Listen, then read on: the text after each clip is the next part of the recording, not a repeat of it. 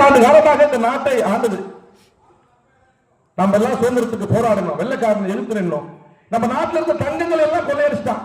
எல்லா கோயிலும் இருக்கிற சிலைகள் பூரா டூப்ளிகேட் சாமி.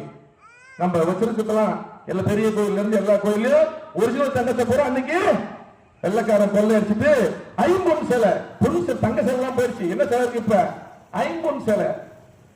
அப்படி நாட்டை கொள்ளையடித்தவர்கள் கஷ்டப்பட்டு நம்ம எல்லாம் ஒன்னா சேர்ந்து வெள்ளையிலேயே வெளியேறு என்று கட்டி சுதந்திரம் வாங்கி யாருக்கிட்ட ஆட்சி கொடுத்தோம்? யாருக்கிட்ட ஆட்சி கொடுத்தாங்க? காங்கிரஸ் கிட்ட ஆட்சி கொடுத்தாங்க. இந்த காங்கிரஸ் என்ன பண்ணுச்சு? அப்படியே விட்டு பாக்குது.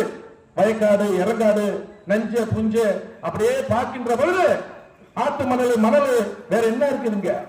இருந்த தங்கம், வைடூரிய, மாணிக்கம் நீங்க பாருங்க. அந்த காலத்துல பார்த்திருப்பீங்க. யாரை கட்டி போரடித்தார்கள்.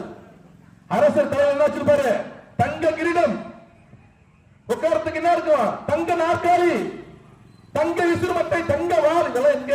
எல்லாம் கொள்ளையடிச்சுட்டு போயிட்டான். அப்ப காங்கிரஸ்காரன் பாக்குறான், கொள்ளையடிக்கிறதுக்கு எதுவுமே இல்லையே, எல்லாத்தையும் அவர் அடிச்சுட்டு போயிட்டாரு, நம்மள வெறும் ஆளை விட்டு போயிட்டாரு, நம்ம என்ன ஆட்சி பண்றோம்னு சொல்லிட்டு இங்க இருக்கிற ஆத்து மணல்ல இருந்து, மலைகள்ல இருந்து, இன்னும் மக்கள் இருக்கிற நிலங்களை எல்லாம் கொள்ளையடித்து 50 ஆண்டு காலம் இந்த நாட்டை கையென்ற நாடாக, ஏழை நாடாக, பயப்படுற நாடாக, நோயாளிகள் மீது நாடாக, குப்பைகளின் மிகுந்த நாடாக மாற்றி வச்சிருந்தார்.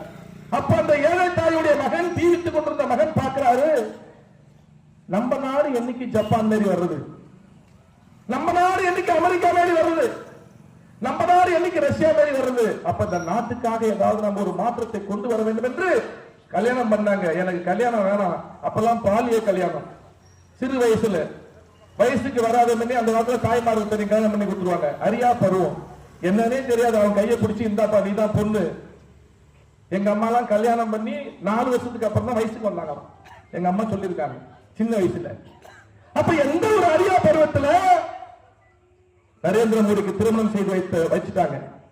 யாராவது அப்பா சொன்ன தடுக்க முடியுமா? அப்பெல்லாம் தடுக்க முடியாது. தந்தை சொல்மிக்க மந்திரம் இல்லை, தாயும் சொன்ன ஒரு கோயிலும் இல்லை. அப்ப யாரும் தடுக்க முடியாது. அப்பா பேச்ச கேட்டு, அம்மா பேச்ச கேட்டு கல்யாணம் பண்ணிட்டாரு. ஆனா மனசுக்குள்ள என்ன வருது? எனக்கு வீடு முக்கியமா, நாடு முக்கியமா? இந்த நாட்டை மாற்றணும்னு நினைச்சனே, என்ன வீட்டுல முடக்க பாக்குறாங்கன்னு சொல்லிட்டு சொல்லாம கொள்ளாம இமயமலைக்கு ஓட்டார். எங்க போனாரு? இமயமலைக்கு போனார். ஞானம் பெற்றார், படித்தார், கல்லூரியிலே படித்தார், RSS என்ற அமைப்பிலே சேர்ந்தார். ஏன்னா அன்னைக்கு இந்த நாட்டை காப்பாற்ற ஒரு பேர் இயக்கமாக ராஷ்டிரிய சுய சேவ சங்கம், RSS என்ற ஒரு அமைப்பு. இன்னைக்கு எல்லாம் சொல்லுவாங்க, விடுதலை சிறுத்தையில பேசுவாங்க, ஐயோ RSS காரன் உள்ள வந்துட்டான். கம்யூனிஸ்ட் பேசுவான், RSS காரன் உள்ள வந்துட்டான். காங்கிரஸ் காரன் பேசுவான், RSS காரன் உள்ள வந்துட்டான். என்னடா RSS அப்படின்னா எவனுக்கும் தெரியாது. எங்கடா இருக்க RSS காரன், அதுவும் எவனுக்கும் தெரியாது. யாராவது பார்த்திருக்கீங்களா? இல்லைங்க. ஆனா பயம், ஏதோ பண்றாங்க, ஏதோ செய்யறாங்க அப்படின்ற ஒரு வேற ஒண்ணும் இல்லைங்க. ராஷ்டிரிய சுயம் சேவகம். இந்த நாட்டுக்காக எதையும் எதிர்பார்க்காம காசு இல்லாம உழைக்கக்கூடிய ஒரு சேவகன். அதான் ராஷ்டிரிய சுய சேவ சங்கம். இது இங்கிலீஷ்ல RSS. இதுக்கு போய் பயத்தை உண்டாக்கிட்டாங்க. அவங்க என்ன பண்ணுவாங்க? ஏதாவது சுனாமி வந்துச்சு, நம்ம கடலூர்ல சுனாமி வந்துச்சு, ஆயிரக்கணக்கான உயிர்கள் இறந்து போனது, வீடுகள் அடிச்சுட்டு போயிடுச்சு. சுனாமியில ஒரே அலையில ஆடி பேரையில வீடுகள் அடிச்சுட்டு போனப்ப யார் அங்க போய் வேலை செஞ்சாங்க தெரியுமா?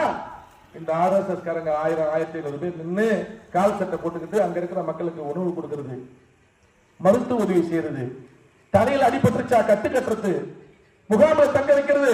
இந்த எதையும் எதிர்பார்க்காம வேலை செய்யக்கூடியவர்கள் RSS காரர்கள். அப்படிப்பட்ட ஒரு பேரியக்கம்